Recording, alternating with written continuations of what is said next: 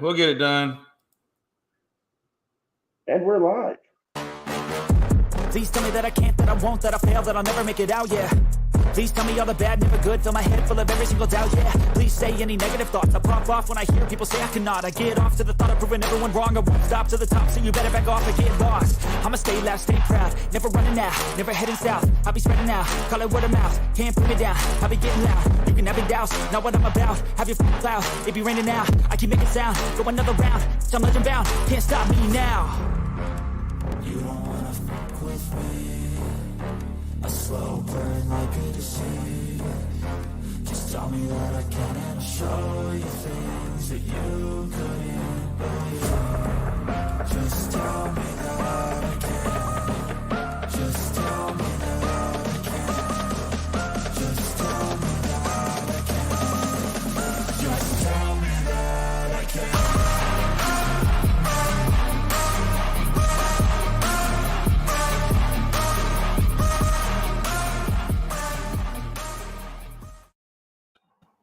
All right, everybody.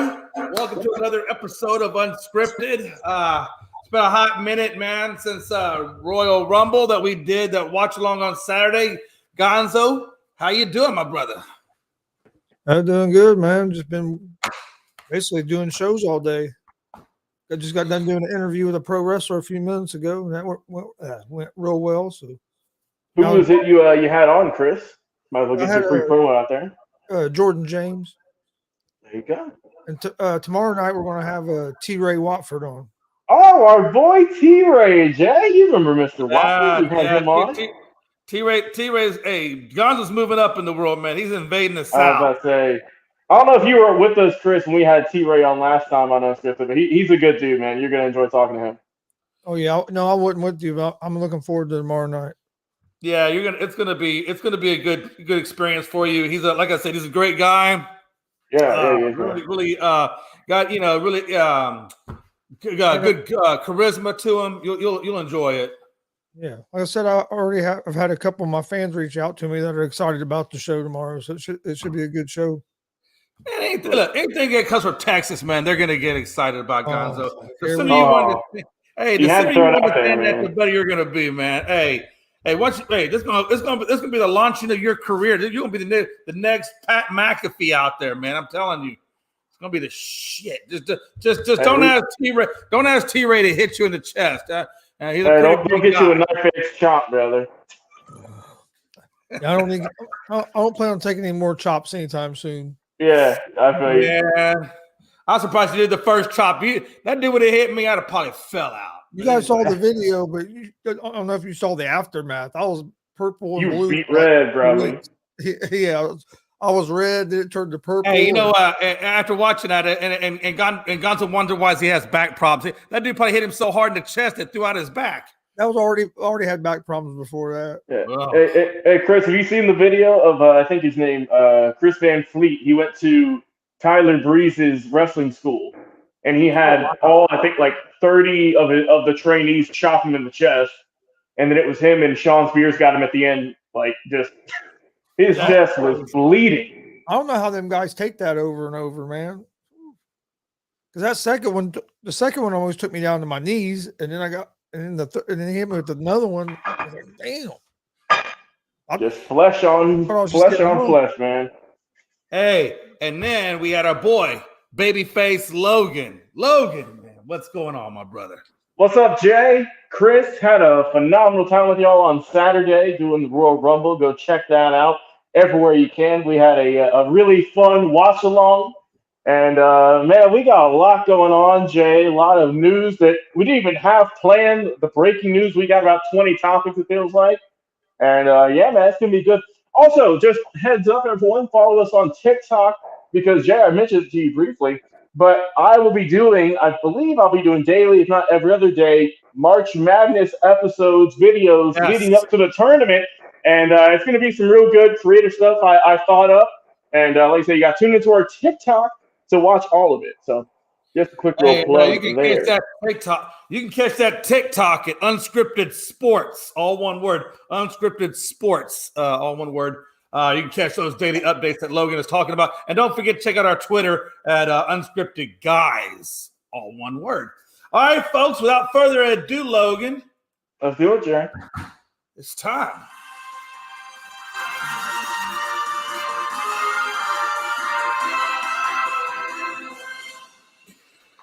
All right, ladies and gentlemen, Stetson freaking Bennett, man. God. You know, this isn't really news. It's not really too breaking, but a couple of questions I wanted to ask you guys about it. That's why I threw this little piece of the pie in there. Stetson Bennett, as you know, was arrested for public intoxication, banging on doors out there in Dallas, doing his thing, living his best life, living La Vida Loca, getting ready for the draft. Well, I'm sure he made a few friends there in prison. I wonder how many snaps he took while he was getting out of bed. What just an amazing experience Stetson Bennett must have had out there in Dallas. Logan, let me ask you this, man. All right. The draft is coming up. It's not too far away anyway. We're talking about who's going to take who, where, this, that, and the other. How far? We kind of know that Stetson Bennett's probably going to go in the second, maybe the third, whatever round. Yeah. How far now does he follow down in the draft? I don't think he drops to like late rounds, like 6 or 7. Jay, I don't think he'll drop that far. But I do think that, like you said, maybe second or third was the potential. Maybe might be a third through fifth now. Because just to clarify, it was public intoxication. It wasn't DUI. He wasn't driving.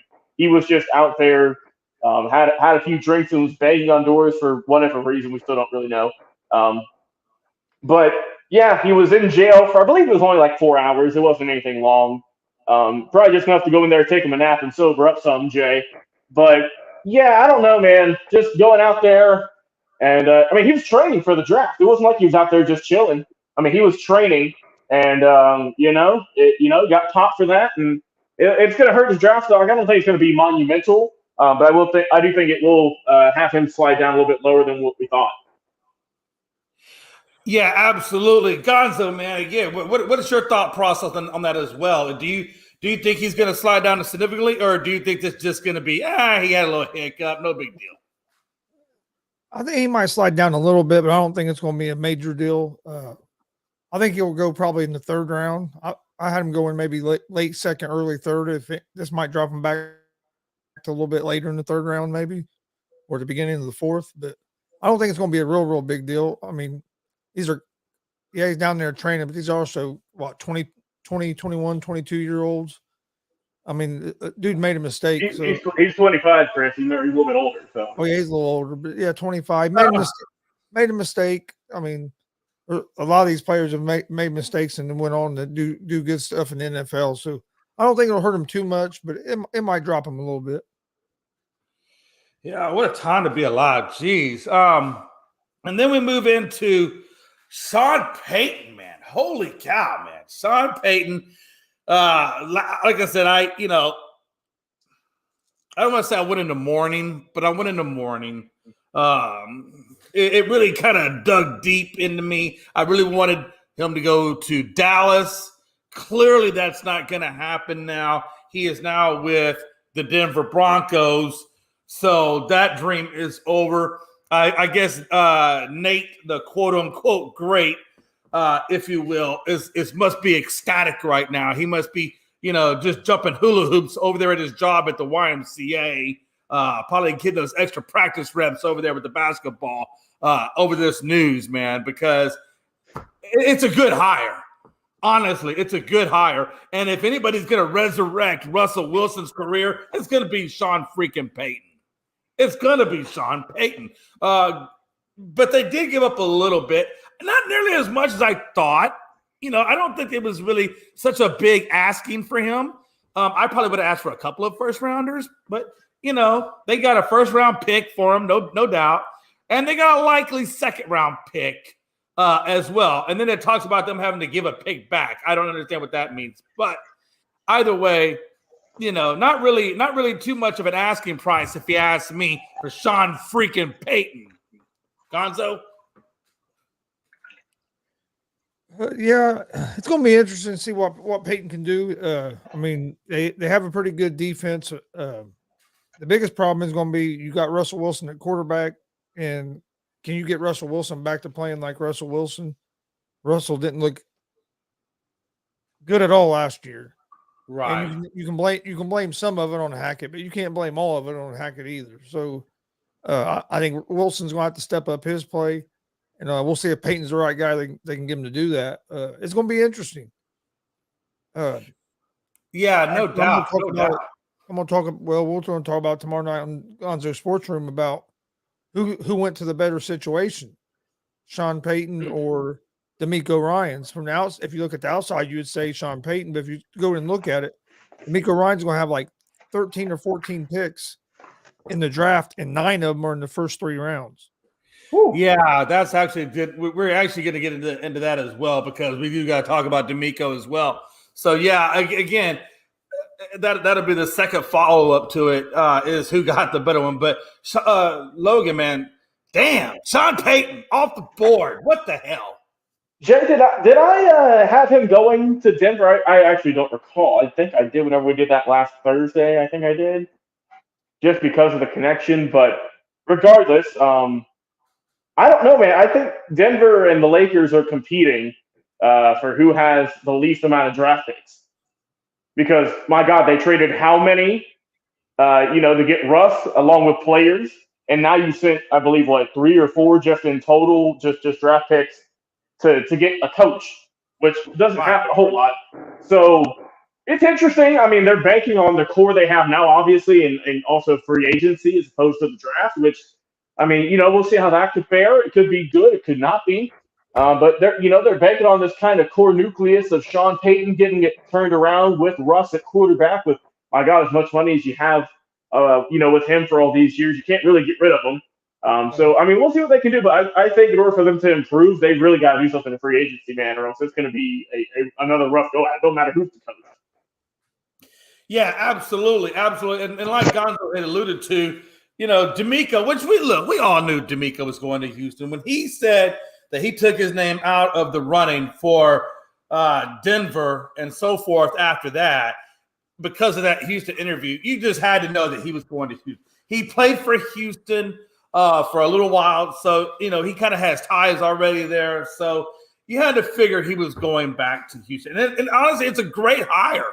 I think he's going to bring a new energy. I think he's going to bring a higher standard. I think he's going to bring consistency. And I think he's going to reorganize and re-energize this very, very deflated team over the long haul. And he is great on the defensive side. So, it's going to be interesting to see, who they bring in or if they keep what they existingly have, which I don't think they do. So it's going to be interesting to see who he brings in as an offensive coordinator to develop the new young talent that he's getting ready to bring in.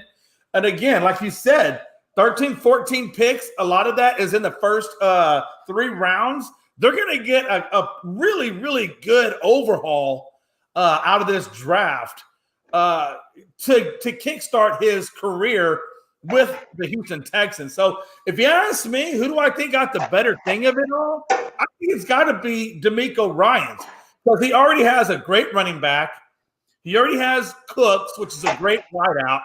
He just has to use those picks to figure out what quarterback he's going to draft. And they have the number 2 pick. They got the number 2 slot. So I mean, yeah. I mean, they're looking solid, Jay, and obviously they trust him. They gave him a 6-year deal, which yeah. Which They around. Which I thought was, I'm like, on paper that's a little risky. Because I mean, we saw that, obviously with Matt Rule in Carolina, that hasn't worked out. They're going to be paying him for the next 4 seasons.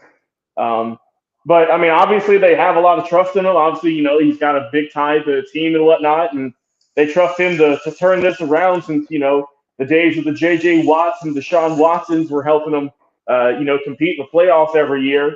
They've just been down the dumps, and they're hoping that, getting a new face in here, and then hopefully, like you said, just nailing this upcoming draft can speed up that process tenfold.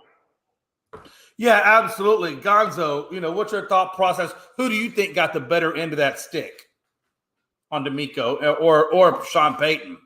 I'm gonna go with D'Amico Ryans as well, because of all the draft picks he has this year. But not only that, next year he has two more first round draft picks, and I think like a total of like 9 or 10 picks in the draft. So in the next 2 years, he should be able to build that team the way he wants it pretty quick. And with Denver, you're relying on an older quarterback who last year didn't look like himself. And if you do get him fixed, how many more years is Russ going to be able to play at a high level if he can get back to playing at a high level? I just think you got more questions right now in Denver. I know a lot of people think this is going to make Denver a contender, but I think there's a little more questions. I know Houston had the second worst record, so saying that that's a better position than Denver sounds crazy. But like I said, if you look more into it with all the draft picks, it's not that crazy. And if you watch Houston play this year, yeah, they had a bad record, but they lost a lot of close games. It wasn't like they wasn't competitive. I mean, I don't think it's going to take as long to turn that around as people think. I mean, look what happened with the Giants last year by getting the right coach in there and changing that culture. I could see that maybe happening in Houston. Yeah, absolutely. And Logan, man, I'm telling you, man, this dude is just. I mean, I don't think you can go wrong with either one. I think both organizations got the right coaches. Both organizations got quality individuals. And to be honest with you, the thing that happened out there in Carolina, well, they took a dude straight up out of college and put him over and gave him that long-term extension. I probably would have done that. I think I give Matt a 2-year deal, and then with an option for a third, and then we go that route. The way if I don't like him, I can always get rid of him after the second year. And same with Cliff Kingsbury, right? Wasn't he straight out of college too? Yeah, he just got fired. He just got fired. He just got fired in college. He just got fired in college, and they brought him up. So I think teams maybe have learned from that mistake now of giving these guys high-end, high-year deals straight out of college. Because I mean, in recent years, I don't know all time, but in recent years, it just ain't worked out. Oh yeah, but that's why I'm not really mad at Houston for giving D'Amico. I'm not because they did go to the Super Bowl, and that defense was pretty amazing. So it's going to be interesting, and I think Houston needs a coach for at least a good one coach for a solid 4 or 5 years to really just kind of bring consistency to a very inconsistent team. Now, Jay, do you think that Houston could have kind of like a renaissance like Detroit's had with Dan Campbell with the D'Amico Ryan hire? Because the Lions went from just a laughingstock to a team who almost made the playoffs and with a pretty good future ahead of them if all things continue to go the way they have. Yeah, as long as D'Amico stays within D'Amico and does what D'Amico, is good at and keeps it consistent. Absolutely. I absolutely think that he can do that. And like I said, the great thing is his biggest priority, his number one priority for D'Amico before he does anything else is number one, figure out who he wants to take in the draft. Yep. And then try to find the quarterback coach that he feels can develop him the best. You know what I mean? Oh yeah, and also I don't know. We don't have number one priority. Yeah, and I know also we don't have a set date, but we always do mock drafts. So I'm sure whenever the draft does get closer, we'll start being our Mel Kipers, fellas. We'll be on that kind of mode and getting our mock drafts out there eventually. We still got to wait. We still got to do some evaluations, but that will be coming down the pipeline once we get a little bit closer. Yeah, once we get about a week out from the draft, we'll probably take those 3 days out and we'll probably just do a 3-round mock. And we'll take one show each day and just do one round, and then that'll probably be the whole show. We'll just be one round of the mock, third round of the mock, so forth. So we'll do something. We'll do something like that. We'll get it hammered out. But yeah, like I said, we always do some fire draft content here for the last 2 or 3 years, and we're going to continue our tradition. Jay, see how many picks we get right. That's what we do, man. I don't know how you're not covering the draft. It's probably one of the most exciting things around, especially if you're. Especially if you got a team that's in the lower end and you want to try to get them in the upper end, or if you got like in Dallas where you feel like, there's a couple of pieces you need to get figured out, which God knows Dallas has got not too many. Really, it's just a quarterback. Really, it's just an offensive coordinator. We'll see what happens. Speaking of that, let's talk about Dallas. No, actually, yeah, let's talk Dallas for a second. Like I said, they did fire, as we all know. Go ahead. I'm sorry. Did I miss you? Hey, just real quick, I'm interviewing tomorrow for the Indianapolis Colts offensive coordinator job. That's great. We go, baby. That's great because I think Logan Landis is going to introduce for the strength and conditioning coach, so you'll be good to go. I was going to say, yeah, man, me and Chris going to be rocking things out there in Indy, brother. Oh my! Hey, listen, all I know is Indianapolis is about to have a whole lot of Krispy Kremes in their weight rooms. That's all I know. Hey, brother. Kreme. I don't know if you know that, Gonzo, but Logan used to be in wrestling. His wrestling name was Krispy Kreme. So, you pop him, you get a whole lot of dough coming out, man. And is always on. Hey, Jay, they can get those Krispy Kremes, and Chris, you with me on this if they get that W. But until then, they're on that 2 chicken breast, 3 asparagus diet until they get some wins up there. Yeah, don't worry. Hey, listen, I'm getting hired on too. I'm going to be in charge of laundry. I get to wash all the Jay, the towel boy. I'm gonna be the towel boy, the water boy. I'm gonna be out there. You got the Frankie C be the water boy for Indy. Oh, so we got Frankie C being the water boy out there in New England. Hey man, hey, you know what, man? We'll bring Rob Scott on. Rob Scott will be in charge of our medicine. He'll be distributing the herb to keep everybody happy. It's gonna be that is our boy. That's our boy Rob 2 Cents right there. That's our boy Rob 2 Cents chiming in, perfect timing. Hey, he said there's no water bottles. All we got are whiskey. We got whiskey bottles. Hey, we're taking things back to the 70s. They're gonna be smoking Newports, Jay, and drinking a fifth. They're gonna be having a good time out there. I'll tell you right now, man, I would go join this football team as a player. We're going to look like that damn team off that movie Replacements. Yeah.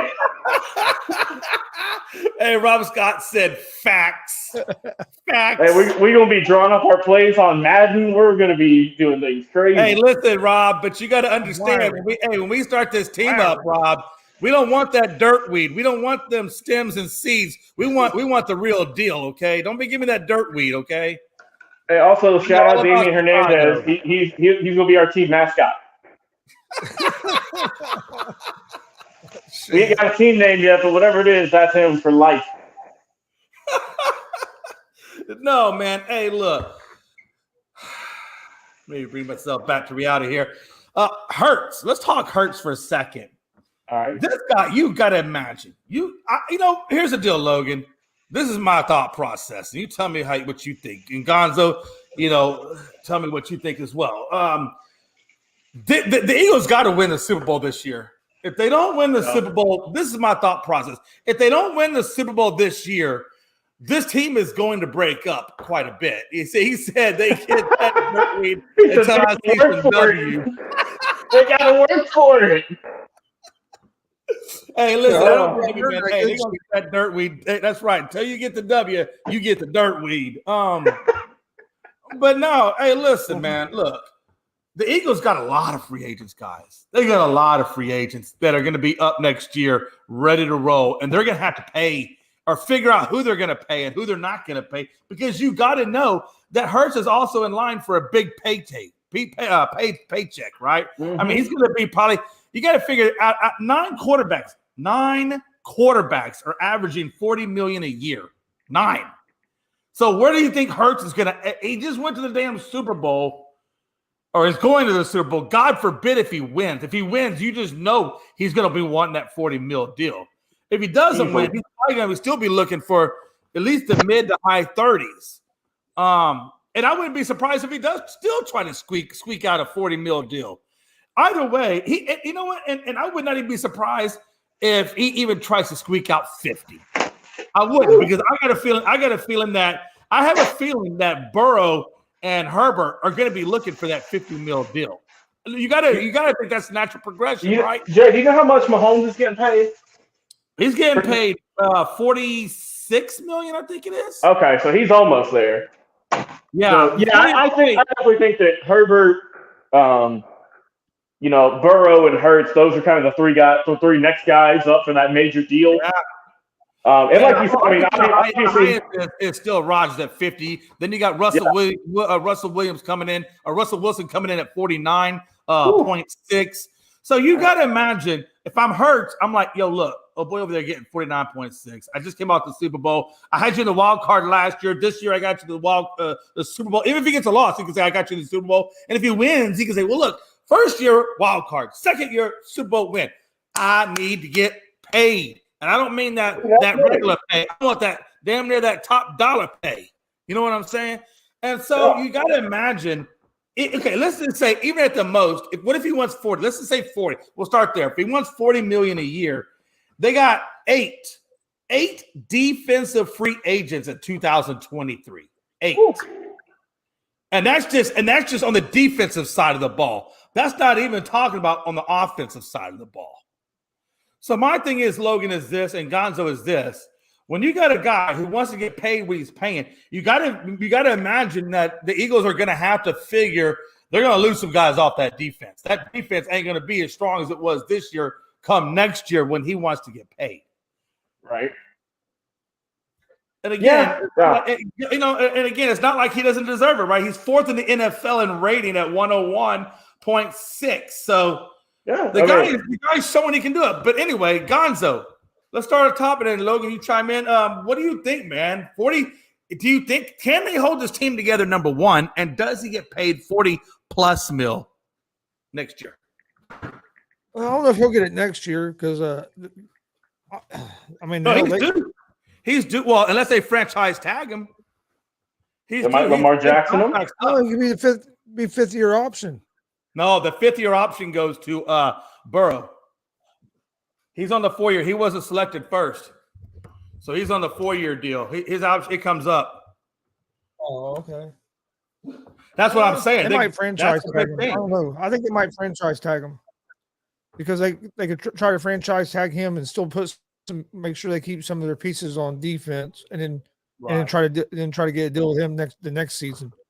I think that's going to be the only way to try to keep some of that team together, or they are going to have to break up quite a bit of it. But I wouldn't pay him. Man, I don't know if I'd pay him that much. Yeah, I don't know, Chris, because you might just have to. Though you know you're going to pay him. If he wins the Super Bowl, you're paying him. You might have no choice because you know this team's not starting over from scratch in terms of getting a quarterback.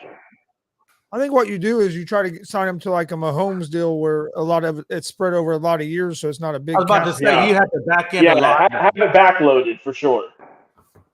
And then you gotta hope that he's willing to take a contract that is backloaded as well. And is he gonna want to do a 10-year deal? What if he only wants to do 4 or 5 year and then come back and renegotiate for more? If it was me, if I'm hurt, I'm not taking a 10-year. I want to be able to renegotiate one more time when them next big paydays are coming around. You know what I'm saying? I don't want to be so antiquated or so locked in that I'm screwing myself out of other money, right? But even if you take a 6-7 year deal, you could put in there that after like 4 years, you have an option. You put a player option in your contract or something if you wanted to. Yeah, because I think I'm doing a 4-year and a 6-year. And I'm gonna hope I'm gonna do that. I'll do the 4-year here at 40 mil, 50 mil, whatever it is that they come to, and then I think after that, then I do a 6-year. But also break it up and get both of the carrots. And I also think it depends on what position you play as well. Because like at quarterback, you could play longer, so you get multiple 7-8 year contracts. Where in other positions, you might not even get you might get 1 4-year contract and be lucky to get another 3 or 4 year contract. After that, you might go to 1 2 years. Yeah. And just kind of put a bow on this. I think that win or lose in the Super Bowl, I think Hurts has proved himself this year. He went from a guy who at the beginning of the season, a lot of people were saying, is he even the right guy to be the quarterback, to having a phenomenal season. Didn't they only lose 1 time or 2 times? It was a great record, and is an MVP candidate, and now has his team in the Super Bowl, regardless of what happens at the end of the day. So I think you'd have to pay him, but I wouldn't go the 10-year route. I'm with you guys. Give him like a mid-level deal, 3 to 5, whatever the money would be. but have it backloaded so that way you can at least keep as much of this team together as you can. Because I mean, they Right. made some really good midseason pickups, and they drafted really well too. So I would try and keep these guys together as long as you can, because I mean, obviously you saw how well they did this year. Yeah, and especially, and I think the cherry on top is the fact that he's in the MVP for the NFL talks. Right. So even if he doesn't He's not win like the a Trent MVP, Dilfer. he's still in the talks for MVP, and that should put him in. That should be enough to get the contract that he's looking for, especially if he comes away with the Super Bowl win. And like Rob Scott says, if they're smart, they definitely will pay Hurts and they'll pay Burrow as well. He said it's rare that a team stays together after a Super Bowl. You're right, it is because That's true. Yeah, because everybody wants to get paid after that. Hey, especially the ones that put forth a great effort to get that win. Yeah, they want to get paid. I mean, we saw what happened with Von Miller, Jay, just this last year. Won the Super Bowl, got paid a boatload of money out there in Buffalo. Yeah.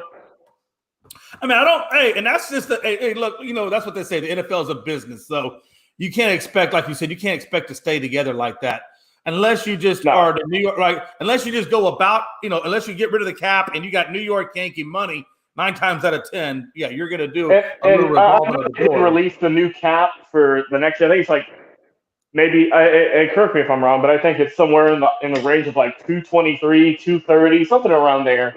Right. Which obviously is going up higher and higher. Which I think it's 224.8. I think is where it's at. Okay, yeah. So I mean, obviously too, the guy's getting paid, $50 million, $40 million a year. I mean, you got to raise it. So. I think obviously we're going to be seeing a lot more bigger contracts, and we'll see what goes on with Philly this offseason. Yeah, the cap will up like $18 million. 18. All right. And other news, you got Embiid out there. We're going to switch over to basketball. It's the last breaking news. We'll get into some more NFL news. Embiid got snubbed, guys, big time at the All-Star break or at the All-Star selections. The East. If you want to look at it, Embiid actually came in 6 overall. If you combine the East and the West, he came in at number 6. With I think it was LeBron at 7.4, and then it was Giannis at 6.7, Durant at 6.5. Tatum, I think, got you, Joker got 5.4, Tatum got 5.2, and then Embiid comes in at 4.9, just a little bit above Zion and AD at 4.2 and 4.3 respectively. He wasn't even close. That's the crazy thing about it it's not like, he missed it by a little bit. He came in at 6. If you combine both, because you got to combine both, because when they go to actually choose this, they're going to be choosing between all of them together. So. But yeah, he came in 4th. Just in the East alone, he came in 4th. I mean, it's just the talent is good, but I don't know, man. I feel like that was a really big stab in the heart to him because, when I look at the 4 big ones, right? Embiid, Tatum, Durant, and Giannis, in terms of scoring, Embiid was number 1. In rebounds, he was number 2. And then in assists, he was tied at number 3 with 4. So I mean, this guy, 33, 10, and 4 is the only one that comes close to that is Giannis at 31, 12, and 5. And I think if you look at 2 categories, Giannis takes him out in rebounds and assists and only misses the points by 2. So. But at worst, I feel like Embiid should have been number 2 in this list and not number 4 in the East on this list. I think the fans did get this wrong, unfortunately. But who's the NBA going to say? No, fans, we're going to discount that. Anyway, that's why I think it needs to be 25% fan vote and not 50% fan vote. I think the players and the fans should split that 50 and make it 25 and 25 just to get a more balanced overall projected starting lineup. But fans at the end of the day are the ones that pay the bills, right? Without the fans, you ain't paying crap. So you got to do what the fans want. Gonzo? Well, the problem is the way they do it. Since you got your starters, you name your 5 starters, but so then it goes by positions. So yeah. And so that's why he's like fourth, because it goes by the position. But I don't know if he should. I don't know. Yeah, I broke it down by position, but yeah. Okay. The All-Star voting is just it's weird. I don't like weird. I am. Ugh. And Rob Scott putting up there, he said he's not popular, unfortunately. I feel like when you listed off all the other names, Jay, obviously LeBron, we all know about him, right? That's no brainer. Durant, he's been around for a while. I can kind of see that. The one that kind of surprises me that was above him, maybe even another one, Tatum, right? Wasn't expecting him to be above Embiid. And then also maybe even Jokic, just because, Denver is obviously, he's won MVPs, but Denver, it's not a huge city. It's not, in terms of basketball, I don't think it's as rabid as Philadelphia per se. So I'm kind of surprised that Embiid slipped behind both of those guys. Giannis, I can see, obviously, he's got that worldwide reach. And I don't know. I guess Embiid just isn't on that same level. I'm not saying in terms of talent, but I guess in terms of just popularity, for one reason or another, it's not anything. It's not a knock on him. It's just that's how the fans feel. They have him as the number 6 most popular player in the NBA. I mean, obviously he's a really solid player and whatnot, and obviously he is a popular player, but just not as much as some other guys we maybe would have thought. Yeah, it's just I like what Robert said. He said, he's just not that popular, unfortunately. And and in today's voting, the way it's set up, popular vote wins. It just does. And I think that's why Bam was so upset the other day when he said, "Hey, look, the fans got it wrong." I don't know if the fans got it wrong. The fans Embiid is just not doing a good enough job, honestly, of marketing himself. I think Embiid should do a better job marketing himself. Hey, I don't know now, Chris. You saw him hit the DX suck it the other week, didn't you? Yeah. You saw him hit that. That was pretty hot. I know he's done that before. But I don't know what it is, Jay. I mean, like you said, it's the fans, and it's their choice. Obviously, they get to dictate this. But and also, was Bam Adebayo upset with Embiid or upset about him not being as highly ranked? I think it was a little bit of both. I think he was upset how it's done. And I think he's upset that his ass wasn't in there. I think I watch this. I think the direct route is him not being there, and him not being there led him to basically take it out on the fans and the way that they're voting. I think that's. But like I said though, there is some truth into what he said. If you go by the stats, the fans got it wrong. But come on, man, you're gonna tell me that what you gonna do? Take Giannis out? That's I'm about to say you gonna take Giannis out for Bam Adebayo? That ain't happening. Come on now. And it is what it is. But hey, I don't know. I still think it's better because the WNBA. I saw they had someone last year who had like 2 points a game somehow getting there. I don't know what the hell happened there. I don't know what happened there. But Chris, what's your thoughts on the situation?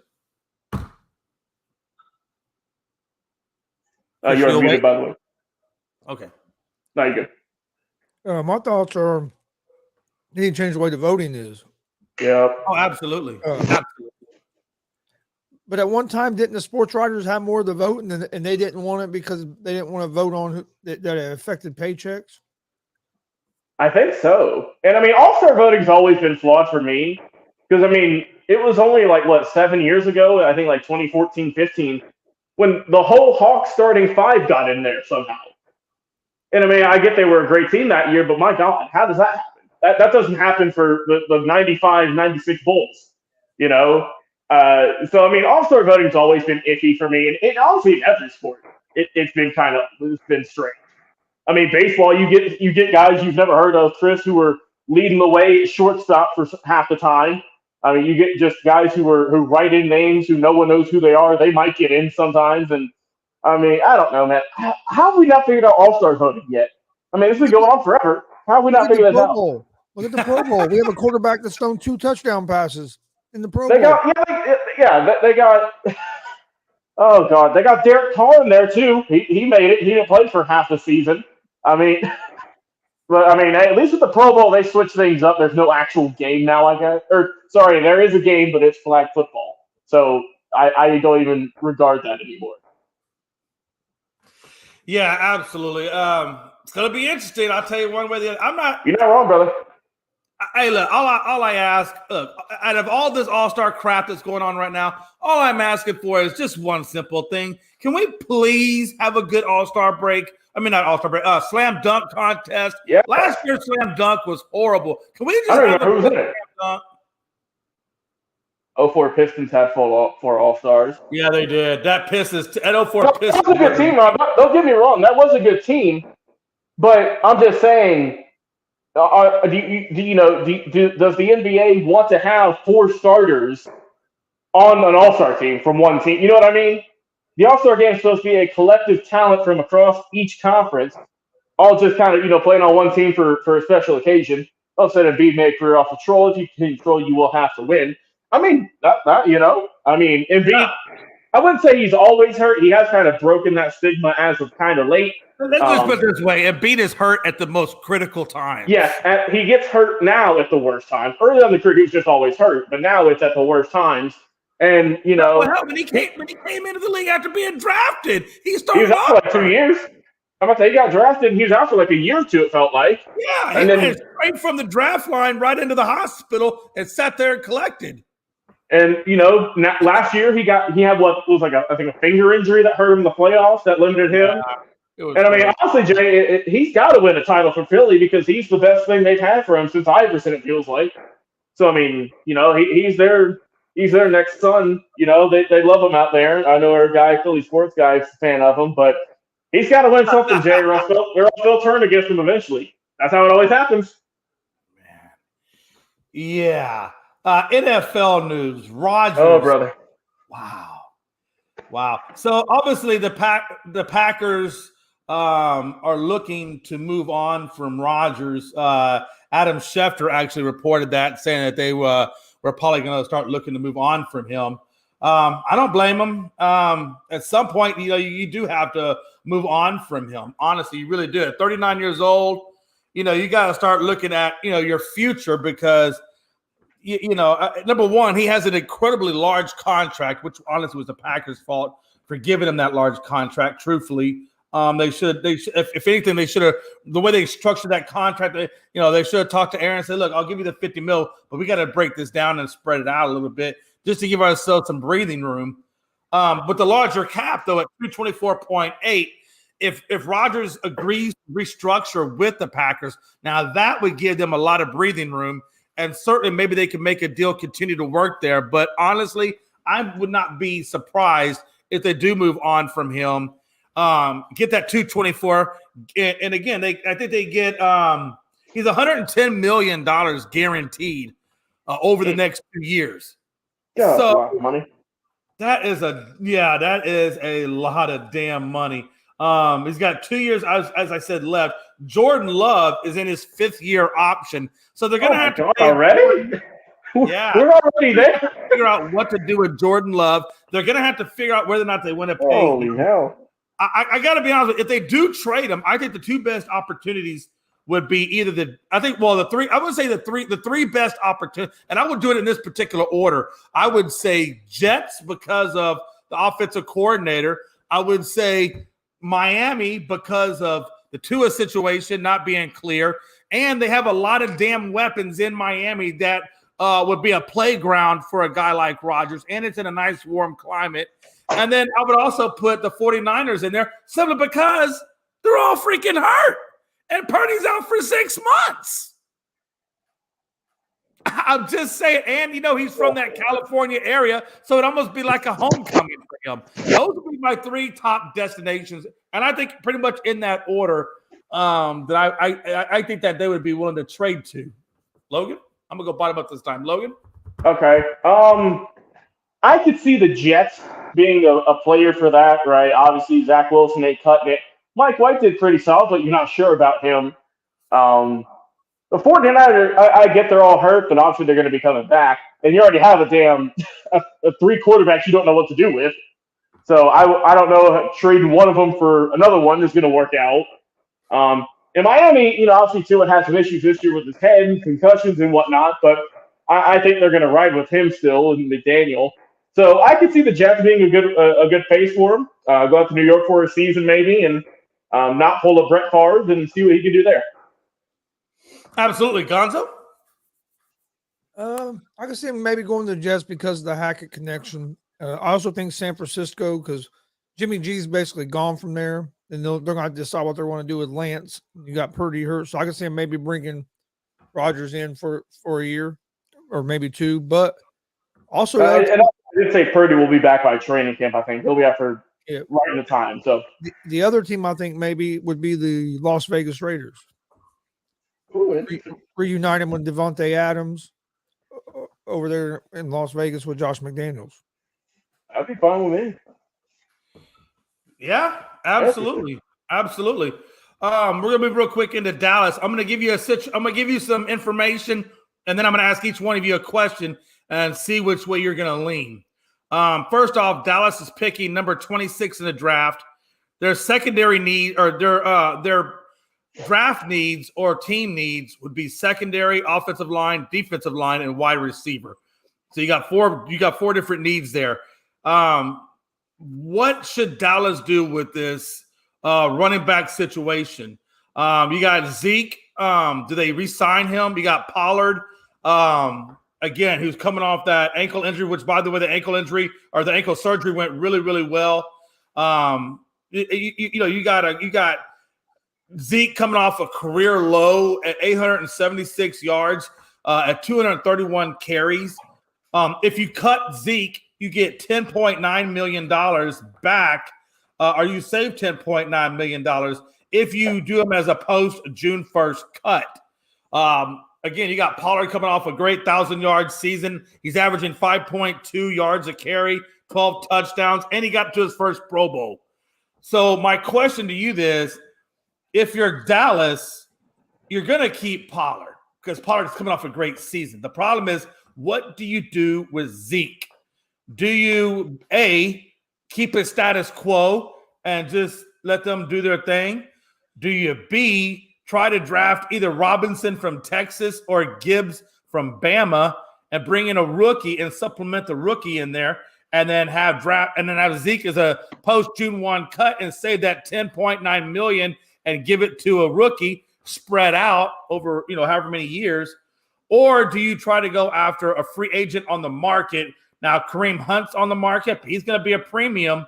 And then you got Rashard Penny over there from Seattle, who's young but a little bit inconsistent. So do you draft? Do you pick up a free agent, or do you leave it status quo with Ezekiel Elliott? Gonzo? I think it depends on what it would take to re-sign Zeke to keep him there. If Zeke's willing to restructure his contract and take a little bit of a pay cut, you can keep him there. I like that 1-2 punch they have. I thought that worked well this year with having him and Pollard together. But I think a lot of it depends on how much is it going to take to keep Zeke. Then how long is it going to take Pollard to come back off this injury as well? Yeah, I exactly. How long is it going to take Pollard? That's a good question. Logan? Yeah, I'm kind of with Chris on this. I think that if Zeke is willing to take a pay cut and maybe even take some lower snap counts and have Pollard be the number one, I'd just be fine with that. I wouldn't draft a running back because, like you said, you have other needs there with your secondary, your lines. Obviously, you think you need another receiver also. So I wouldn't draft a running back. But, it's going to be interesting. There's a bunch of free agents, like you said. Penny is a solid option. Kareem Hunt's there also. Jamal Williams out from Detroit. So, there's a few guys out there, but I think you can still keep those two guys together for the short term and draft other needs for right now. But also, it would not shock me one bit if they let Zeke go, but I don't think Jerry Jones is willing to do that. Yeah, exactly. And so just so you're tracking Gonzo, to give you a little bit of information, he's looking to be out around 3 months with that tightrope surgery on his ankle that he underwent. So if everything goes according to plan, he should be back for portions of the off-season program as well as mini camps in June and training camp in late July. So I do believe you get Pollard back. I think Pollard will be just fine. And so again, I think you have to figure out what do you do. Is he going to be the same player coming off a broken leg? Well, that's about as good as any other player probably coming off a broken leg. You're not going to know that. You won't know that until you get into mini camps. You don't know. That's what I'm saying. That's part of the equation. Yeah. Again, I mean, I look at it like this, man. If damn near Saquon Barkley could go through 1 billion surgeries and come back, and his situation was much worse than Pollard. I think Pollard. If I had to put a percentage on it, I would put 75% that he comes back the way he left, and I would put 25% there as a risk that he may not. I would feel comfortable with that. But again, you're not going to know that until you, like you said, until you get on the field and start going through contact drills, start doing cuts and things like that, and see if that ankle holds up when you make those sharp cuts. That's when you're going to know the real deal, right? So I guess we're going to have to wait and see, but. I agree with you. I think I stay the same. I don't think I do anything. I think I keep it exactly the way it is, and I use this draft to address my D-line, wide receiver, O-line, and secondary, and I just take best available at those spots as they come up. And I think I try to address that, and then I also probably look at free agency and see if there's anything out there that intrigues me. But I definitely think those 4 positions are more important than messing with the wheel when truly the wheel really, as of right now, depending on Pollard's situation, if it turns out good, then the wheel's probably not broke. So we'll see. Come on, Clemson. Are you fucking kidding me? Hey, the next thing I want to talk about real quick while Gonza goes through depression is Huntley. And me and Gonza talked about that this morning, man. The guy literally, fell into the Pro Bowl with only 2 Logan, the last time somebody scored that low of touchdowns and made it to the Pro Bowl was 1975. His name was Jay McLovin. Man, I'll tell you what, a 3-year-old Jay McLovin is better than a 2-year-old Frankie C. I'll tell you that. Yeah, shots fired. Shots fired, Frankie. I had to take one pot shot at you. It's okay. It's all good. You'll get over it. You got tough skin. And plus, I mess with Gonzo and Tony way too much. I got to give them a break, and I got to switch over. You got to get Frankie in there a little bit. Yeah, I got to give Frank. And Frankie, he'll come back with about 10 different ways to kill me, so it'll be okay. I almost think Frankie feeds off of it, so it's okay. But yeah, Logan Huntley, really? I mean, that's how bad the injuries are, and plus the quarterbacks that were taken out because of the playoffs. How crazy is that? Yeah. Well, Jay, we now have a guy who's got more interceptions than touchdown passes this year in the Pro Bowl. And he's got 2 touchdowns and 3 interceptions. Hooray. What are we doing? What are we doing? I understand. Look, Josh Allen, he's hurt. Is Daniel Jones in there? Is he in the Pro Bowl? Am I crazy? Did he make it or did he opt out? I don't know if Daniel. Let me. That's just the name I thought of that I haven't seen. If he did, he earned it, right? But also with Huntley, also Derek Carr. You have guys who didn't start for most of the year or for the later half, the latter half. What are you doing? Oh my God, it's a mess. We thought it would get better. When they changed all this stuff, they make it more skill game friendly, right? There's going to be kicking competitions and running routes and all this other crap that, might be a little bit better. But, what are we doing, And like I said, I'm not saying that Tyler Huntley sucks, obviously, And you know what this flag football game is going to be. Oh, this is just going to, it's going to be the equivalent to a celebrity softball game. Brother, you're not kidding. But at least those are fun to watch. Because it's people who don't play the sport, Chris. Yeah, no, but these are people who play the sport. Just, replace the Pro Bowl with a celebrity football game. Just do that, or how we got the Puppy Bowl with the animal play. Just throw that on there. I mean, I never care for the Pro Bowl anyways because it's just a game. there is no Hey, there's nothing to play for. It's just there. I haven't watched a Pro Bowl in probably 10, 15 years anyway. Yeah. I mean, we're out here doing a bunch of random trick plays and stuff, crazy stuff like that. It's just a game that no one cares for, honestly. And I mean, obviously, we saw how bad it was last year, and they had to change it this year. And now we're having guys who aren't bad players per se, but are not deserving to be a Pro Bowl quarterback. If you understand what I'm going with there, in terms of how they performed or lack thereof this season. It's just, I don't understand it, man. It's what is it with the All-Star games and the All-Star votings, the Pro Bowls? We still can't figure all that out. I saw that what's his name, Jared Goff got added, right? So I mean, yeah. No, I don't see Daniel Jones in there though. I don't think think he's not in there. Unless he opted out.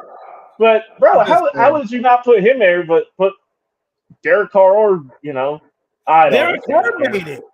I don't know how, Jay. I think it's funny. I think it's hilarious. I think it's more funnier that bro, you got a Pro Bowl quarterback on your roster, and you're trading him and keeping Stidham. Bro, Jay, he put his farewell notice out there, and now he has to put the uniform on one more time.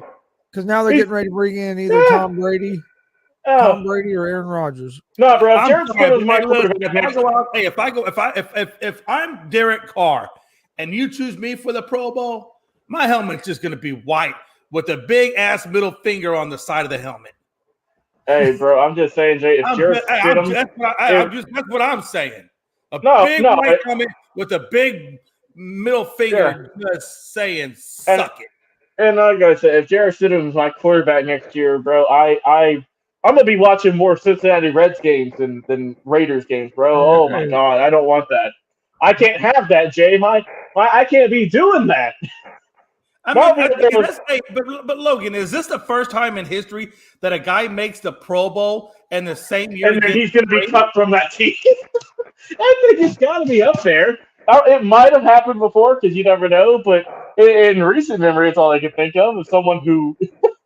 I'm just saying that's really crazy to me. Hey, you said on Instagram a couple weeks ago, hey, I'm leaving the team. How about you put that patch on one more time there, Derek Carr? How about you put it on there one more time and suit up for 2 plays? Oh, God, it's so fun. So then we got Tepper over there, the owner of the Panthers. Guys, this blows my mind a little bit. And I still can't make sense of this. This guy Tepper really speaks out of both sides, or he speaks one thing, but then does another, and I'm going to tell you why. So the owner of the Panthers, Tepper, it says he's trying to break the old boy system in the NFL. So what does he do? He fires Steve Wilkes, an African-American, who turned the team around from disarray and damn near puts them in the playoffs, only to bring in Frank Reich, a white guy. Now, what the hell? I'm sorry. Frank and also, Reich, too, let's not forget that quick turnaround, too. Hey, Frank Reich did what last year? What exactly did Frank Reich do well? Hey, Chris, you can speak on that. What do you do for your boys? Oh, yeah, we didn't do very good this year. That's for sure. But a guy who's turning your franchise around, changing your culture, only to bring in Frank freaking Reich. But I think Mike will do a good job there. I really do. I'm not saying he'll do a bad job, but it doesn't make sense to me when you're trying to change the good old boy system. They got to find the quarterback. Yet you let go of the guy that's turning your franchise around, and just so happens he's African American, and so happily that you bring in a Caucasian who's coming in off a bad season that he was fired from, only to put in Jeff Saturday as his freaking replacement. Hey, and Jay, what the hell is Byron Leftwich up to? God, I don't know. How come he ain't got his shot somewhere? He took that team to the Super Bowl. Hey, Byron done took that bottle of whiskey into the closet. He's crying right now. I don't know. I don't blame him, Jay. I'd be pissed off. I'm sure he's livid. I'd be pissed. He messed up. not taking that job last year with Jacksonville, and then this year Tampa Bay's offense didn't look good, and his stock has went down. And then he got fired as offensive coordinator. His stock isn't as high right now as it was last year. Now let me just say, though, let me say in Tepper's defense, though, he does have an all-female admin controlled staff, right? And two of those admin president or vice presidents are black females. So maybe I guess he can say, well, you know, I do have an all-female staff, 2 of which are African American, so you can't really get mad. But then I'm going to go fire the one coach is doing great things, and I'm going to bring in the guy who's not, and the guy that gets fired is black, and the guy who's coming in as well. So I don't know. It's almost like he's just speaking weird language to me. We see this happen a lot with their interim coaches. They'll do a good job, and it's like, well, you should give them a chance, and it don't happen. Hey, but Jay, another team that is facing some scrutiny right now, the Chargers. Brother, they hired Kellen Moore as quick as we put out the release that he got released from Dallas. Who got released? Oh yeah, Kellen Moore. Kellen Moore got released from the Cowboys, and then probably an hour later got hired by the Chargers. And I don't know. And you're telling me that abides by the Rudy Rule and all that? All right, come on, be real here. Gonzo, is it just me? You heard what Logan was saying about it. I agree with him. I feel like Kellen Moore is just going to do nothing but basically stagnate Herbert's development. I don't think he's going to advance his development, but what do you think? To me, it was a lateral move by the Chargers. I don't think Kellen Moore is any better than Joe Lombardi myself. Right. Yeah, that's a fair statement. Yep. I mean, you saw him with Dak. Has Dak gotten better over X plus years? No, Jay, you can attest that. He hasn't. Is Dak a serviceable quarterback? Yeah. Is he a good quarterback? You could say so. Is he trash? No. But is he elite? Yeah. I wouldn't say so. He's in that hall of good, right? He can get you. He's with that Kirk Cousins. He can get you the wins, but come crunch time, he struggles. And the thing about it too, Gonza, you probably saw this too with the Cowboys. A lot of players in NFL on the defensive side of the ball are basically saying, "Look, the Dallas Cowboys offense is predictable. You can predict what they're going to do. You don't have to think. You know what's going to come down the pipe." And so, if that's the case, what the hell is he going to do for San Diego's offense? He's just going to make them predictable. And if so, how good of a season? Or where do you think? Do you think that maybe Herbert takes a step back because his offense is too predictable? Ooh. I don't think he'll take a step back just because I think Joe Lombardi is the same thing as Kellen Moore, and he still put up good numbers and was able to get this team right there to be in the playoffs. So I think he'll still have a good season. Now, do I think he would going to be as good as if you would have hired a better offensive coordinator? No. I think Herbert's talented enough to be up there in a top 4 or 5 quarterback in the league. I agree. I think he has that potential. But you gotta get him with the right guy. And I don't think Kellen Moore is that guy. Yeah, time is gonna. Yeah, exactly. And that's the thing is. Could Kellen Moore be the end of Staley though in San Diego? Hey, and that's the thing too is Jay. Obviously, he was your guy for years, but now you get to see, is it Kellen Moore that was the guy behind this, or was it the actual players? Because in 3 of the 4 seasons Moore was there, they had a top 10 offense. Yeah. So obviously something was clicking. Well, you're going to see a lot of things, right? Number one, you're going to see, you're right, is it the players or was it Kellen Moore? Yep. And then in Dallas, you're going to say, was it Kellen Moore, the players, or Mike McCarthy? I think you're going to see Mike McCarthy, if he's calling his own plays, then he can say, you know what, I think this is Mike McCarthy. Yeah. I think McCarthy calling his own plays could be a good thing. That's what Belichick's going to be rocking with this year. So we'll have at least 2 coaches doing that. Also, Jake, by the way, on Thursday, first show of the February, we're going to be having our hot take alert pop up on the screen. I'm going to make that probably tomorrow. We'll have it ready for Thursday. So anytime we put up a hot take. We'll flash it on the screen or whatever, and Yeah, we'll start a running tally, Chris.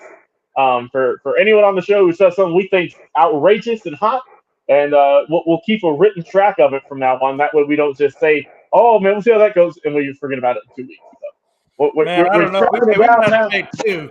We might have to take two. We might have to do a hot take and an inappropriate take because I'm pretty sure I'll probably do a lot of inappropriate takes. And that's say for Jay, that's 2 separate ones. Hey, listen, man, it is what it is. Let's get into these good, bad, craziest stat lines in the NBA. I'll give mine. I got a couple, but I'm gonna give two because there were some really good ones in there, and it was really hard to figure out which one I wanted to go with. But you can look at the fastest person to foul out. That was Bubba Wells. He did it in 2 minutes and 43 seconds. Fouled out in 2 minutes, Good Lord. 43 seconds. I mean, literally, I don't know what he had to have done. Well, I'll get more research into that, but it's crazy. And then the second one was that you used to see that happen back in the 80s and 90s in the NBA because they'd bring guys in just to foul. Oh, ain't that? Hey, listen, ain't that the day? Well, yeah, especially during the Hack a Shack years. And then you got points and a half, which I thought was crazy. 1990, 1991, Phoenix Suns put up 107 points and a half. Good Lord. That's ever going to get. Holy hell. Oh my God. I think that stat's going to be cemented. Whew. But those are my two crazy stat lines for the NBA. Gonzo, you got any kind of crazy stat line? If you don't, I can loan you one, but it's going to cost you $5. Pacers gave up 89 points in the first half to the Brooklyn Nets the other night, but came back and only lost by like 8 points. Damn. 89 points. That is pretty crazy. Freaking Indiana, man. You got to love Indiana. Logan, what's your crazy stat line? Hey, big shout out to Miami Heat champion Joel Anthony. Put up a quintuple 0 in 2011. Played 0 minutes. Got no points, no rebounds, no assists, no steals, no blocks, not even a shot. That brother was out there getting his cardio in that day. Hey, but he still got a paycheck. He got a ring though. He got a ring. He got a paycheck, a ring, and a have a nice day. Oh, I found one here. Hold on. So Richard Hamilton, we know the fellow with the face mask back in the day from Detroit. I see here he went 0 for 10 and still led the team in scoring. In a game 2005 against the Grizzlies, he went 14 of 14 from the free throw line and led the Pistons in scoring that day. Jeez. All right, that's insane. Didn't make a field goal. I got Michael Ruffin. Hey, Michael Ruffin, career points per game at 1.7. Fewest career points per game ever. 1.7 points. Jeez Louise, man. And yet he still got a paycheck. God. Hey, you know. I think I could do that, Logan. I know I'm fat. I think we could. But damn it, I still think I could get you at least 2 points. I'm pretty sure somewhere somebody could lob me a layup. I'm just going to sit underneath the basket. I'll at least get you 2. Yeah, that's it. Put me underneath the basket. I can get at least one layup, I think. I'm not that. I think I can do that. Listen, you give me enough time. I'll get one damn layup. I promise you. If nothing else, I'll get one damn layup. I'll be like that dude replacement. Give me the ball. Give me the ball. Give me the ball. I tell you, man, what a time to be alive, man. If you never see Replacements, what a good show. I'm about to say, it is a good one. Also, I got to throw the one out there. Obviously, the main two big ones with Wilt getting 100 and, Kobe getting 81 on the Raptors back in the day on pretty efficient shooting, too. Hey, that was pretty great. Also, Kobe's last game, man, that was fun to watch. That was one of my favorite. Man, that was the best way to go out. 60-point jam. 61. Yeah, got the game winner with that horrible Lakers team back then, but hey, he got it done, man. What a time to be alive. Let's talk a little Chris Paul and the Phoenix Suns. They got a new owner. He's taking over February 9th.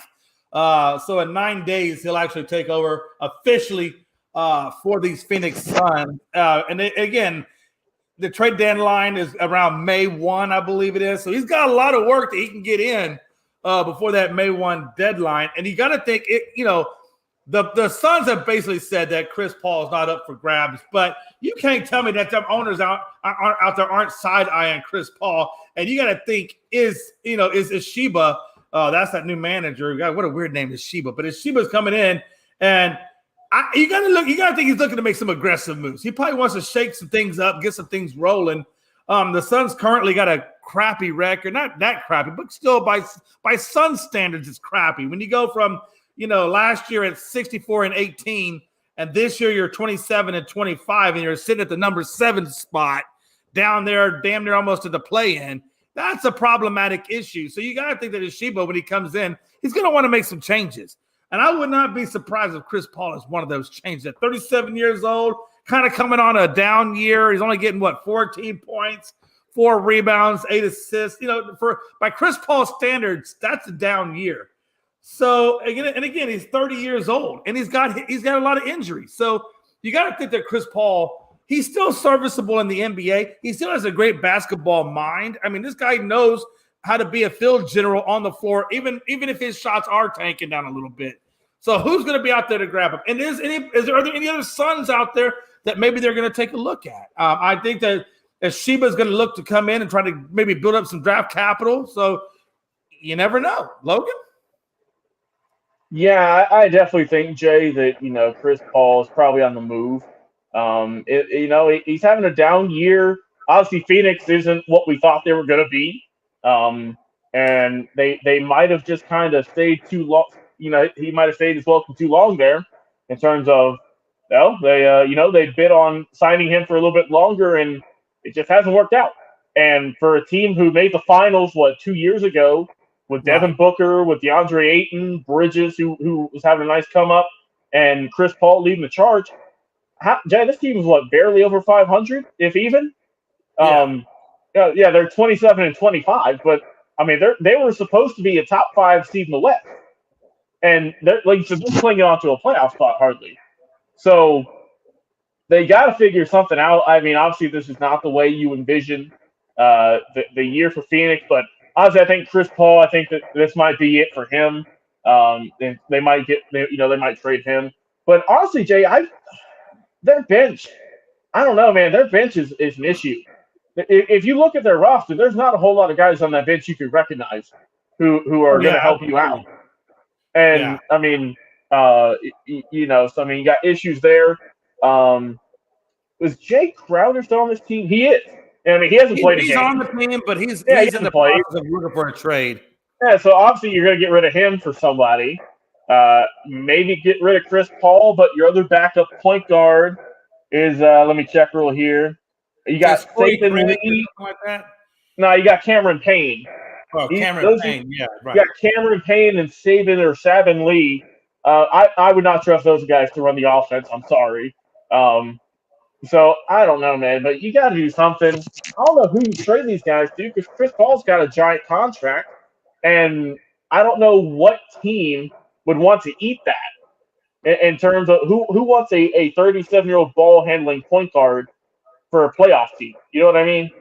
So I think Crowder you can get something for, because he's going to give you that 3-and-D, but they really got to work on their bench, man, because it's there's not a whole lot going on there. It's Corey Craig, it's Damian Lee. I see Bismack Biyombo, who I haven't heard of in years. That's a big issue for them is their bench, I think. So you got to improve that, and obviously if you get rid of Crowder, that's going to help out, and if you get rid of Paul, then you got to get someone serviceable. I don't know who off the top of my head is another point guard who might be wanting out at another team, but I definitely think you'd be interested in taking some calls on CP3. Yeah, absolutely. Gonzo? Yeah, I mean, with the Suns, they started out decent, then they had some injuries, and they ain't been able to get back on a roll. I think they might trade some people, but I think Chris Paul is going to be there till at least the end of the season, because unless you can find a point guard to replace him, because I don't think Cameron Payne's your answer either. Right. I think they need to get some more shooting on that team, especially off the bench. If they get some more shooting, I think that would really help them. But I don't think getting rid of Chris Paul is really the answer right now. But this might be his last season with the Suns. But I think they'll at least stay with them for the rest of this season. Yeah. Again, I wouldn't be surprised either way. Do you think there's any way though that maybe the Lakers could try to maybe put a package together to bring in Chris Paul? I mean, if it was just 2011, sure.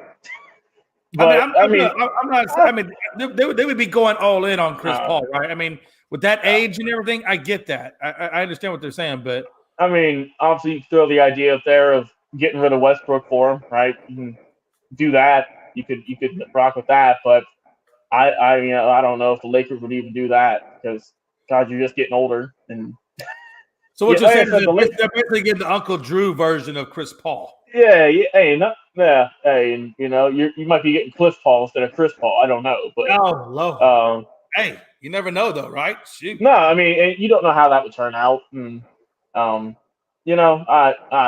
I don't really. I'm not sold on him getting traded, but I do think there's going to be getting some fillers out there for him, though. Yeah, Gonzo, I already got you, didn't I? Or did I? I didn't want to. Okay, I just want to make sure I didn't sidestep you. Last topic of the night is Breanna Stewart choosing between the Storm and the Liberty. You know, she's a two-time champ. Obviously, they lost last year. The Storm did to the Aces. Interestingly enough, the Candace Parker. Have y'all seen that Candace Parker now is requesting a trade, or she's actually going to try to get on with the Aces now? So she's leaving the Sky to go join the Aces. I thought that was kind of interesting when I saw that. I don't know how much more star-studded the Aces can get once you add Candace Parker to that squad. But man, they're going to be frightening. But yeah, no, but again, this is the only team she's really ever known is the Storm. So she's a two-time champ. Number one draft pick in 2016. She's been around for a little bit, not very long, but a little bit. MVP of 2018. I think her best season or her best chance is probably going to be with the Storm. I don't know if going to Liberty is going to get her where she wants to go. But again, she is the best free agent available on the market at 20 and 8 rebounds. So, and the thing about it is, the reason why maybe I think she could go to New York is because she is from Syracuse and she did go to UConn where she won 4 titles. So do you stay with, I think, your best opportunity, which is with the Storm? Or do you go back home and get that hometown crowd behind you with UConn and the state of New York, being from Syracuse, and go home and just live back at home? I think both options for different reasons look attractive to her. But I think at the end of the day, I think she stays with the Storm. Gonzo? Yeah, I'll be seeing which one's going to pay me the most money. That's a good point too. Who's going to pay the most? And I also saw that KD was trying to get her to go to the Liberty. Also, he's trying to recruit her over there. I think she's going to end up with the Liberty. Yeah, I think she'll end up with the Liberty, like you said, Jay, because basically be going back and playing at home. That's what I think. But I think especially in the WNBA where you don't make near the money as like the NBA players do. So I'd be using this leverage. Even if I was going to stay in Seattle to try to get more money out of them. Oh, hell yeah. Oh, of course. Oh, yeah. She would be crazy if she didn't do that. No. Yeah, I mean, I don't know the salary cap for these two squads here, but I'm assuming New York's going to have more just because that's how it always is, I think. And, I mean, I feel like she's going to be going to two good teams regardless. So, I know I might lead towards the Liberty, getting them a nice free agent there and a nice choice, and maybe putting them over the top and see what they can do. But Jay, whenever I was looking this up, I also saw that she tweeted something that's kind of gaining some traction here. I want to get your thoughts on it. So Breanna Stewart tweeted a couple days ago, about a week ago actually, saying that I would love to be a part of a deal that would help subsidize charter travel for the entire WNBA. Jay. So wow. You know what that tells, bro? They're not even paying for their flights. Yeah, man. I'm telling you, man. WNBA is cheap, bro. I'm telling you.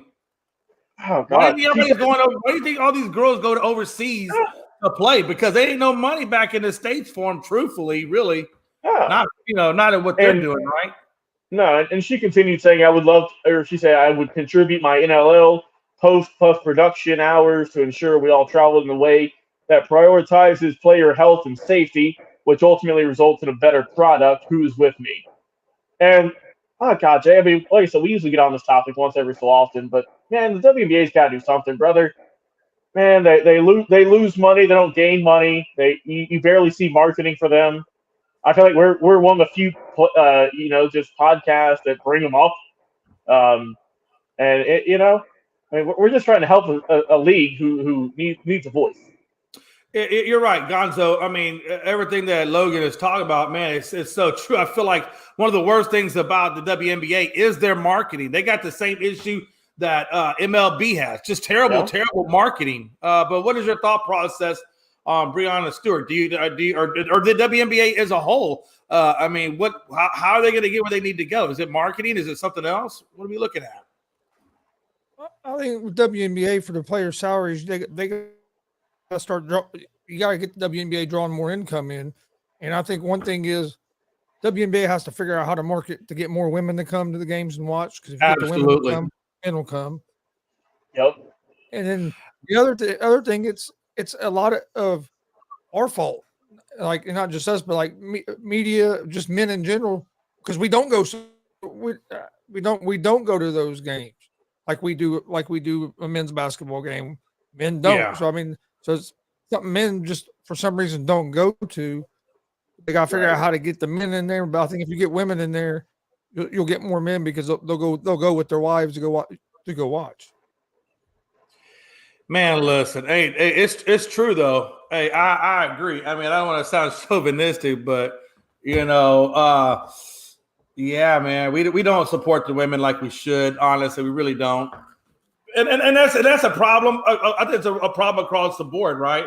But I think though too, I think the WNBA, whoever does the marketing for WNBA and whoever does the marketing for MLB, they need to go spend some time with WWE and their marketing staff and figure that one out. I think if they figure out that marketing staff because WWE has that marketing down like a champ. Like they're I mean, you see them on commercials. Obviously, they're on big money. They're everywhere. Networks like Fox. I mean, you saw Roman Reigns was on Jimmy Kimmel the other night. I mean, they're all over the place. And I mean, AEW they're doing a good job too. And their short time, they're on. They're getting promoted on TNT and whatnot. And so I mean, just gotta work on marketing, some man. And I mean, you never know when the games are, right? It always kind of it sneaks up on you. Like, oh, the finals are this week. Really? It's like I didn't even know our team started playing. And they literally have zero advertising when the WNBA championship comes around. Like it's like zero. No, I never see, unless I'm watching ESPN. I don't see any commercials for it. I don't see any advertisements. I don't see any billboards. And I would love to find a stat somewhere. I'd have to dig for it, but I want to see just how much time on, we'll just say ESPN because that's where most of the games are broadcasted, how much time a week a WNBA highlights or segments get per show. And look at that for like a month and see how little that would be. I guarantee you, you're not seeing it on Get Up. You're not seeing it on First Take. You're not seeing it Undisputed. I mean, you don't see any of these other shows. Max Kellerman's, the Stephen A's. You don't see any of these guys diving anywhere near into this at all. But if Tom Brady sneezes too hard, then he'll be on there for 20 minutes. Oh yeah, he gets a 20-minute spot. I mean, and that's it shouldn't be that way. I mean, when you're a network devoted to sports, you got to cover all of them, at least all of your major ones. And obviously, basketball is a major sport, not just for men, but also for women. And also, too, you don't see game highlights. You see the top 10 plays, and that's about it. That for how much coverage they get. You know what I mean? You don't see highlights of the Liberty and the Storm. You see, oh, look at this nice flashy pass. Pretty much. That's it. That's it. That's all you get. You have to go search for it. All right, folks. That is our show. We're going to get us some final thoughts, and then we'll let you guys get back to your normal registered programming. Gonzo, final thoughts, my brother. Duke is killing Wake Forest right now, but my final thoughts are join us tomorrow at 7:30 for pro wrestler T. Ray Watford. There you go. And then also this weekend I'm be streaming pro wrestling. We got Saturday in Crawfordsville, Indiana, and Sunday in Greenfield, Indiana. So we got two big pro wrestling shows this weekend. Come join us and. Yeah, that's going to be nice. Back on Thursday. Yes. Yes. I tell you, hey, that's gonna be amazing, man. Is tomorrow, like Gonzo said, at 7:30. You don't want to miss T. Ray Watford, man, when he does his interview with Gonzo. Like I said, I like T. Ray. He's a really good guy, really good wrestler, and just a great overall interview, honestly, to be had. Logan? Yeah, final thoughts. Just kind of looking through ESPN here. Want to give a shout out to Jazz Chisholm out there with the Marlins. He is the new cover athlete for the new MLB video game coming out this year. So they're trying to attract the younger crowd there, I see, right? Like so marketing, go after the younger crowd. But yeah, like I said, good show tonight, fellas. Also, check out TikTok starting first of the month on February, which is tomorrow. Yeah, so we're gonna be doing some March Madness content over there, looking back at maybe some teams you forgot, some players who made their name for themselves, and just really whatever the heck I come up with. So check out over there, and we'll share it around also on Facebook and Twitter. So be on the watch out for that. Yeah, absolutely, man. And I think I'm going to take a time here to ask Gonzo if he would please and join me for a round of applause to Logan Landers staying 20 minutes past his bedtime tonight. Hey, Jay, I felt good. I took a nap yesterday. Right now. Clap, Gonzo. Oh, there you go. We got the round of applause going. I forgot Gonzo's got the great sound effects, man. He does, man. That's what we gotta get, Jay. We gotta get that for the show. But yeah, no, I feel good today. I took a nap yesterday and slept good today, so I'm feeling good, man. I might pay for it tomorrow, but hey, whenever that alarm goes off at 3:45, I might be feeling it. I might not. We'll see.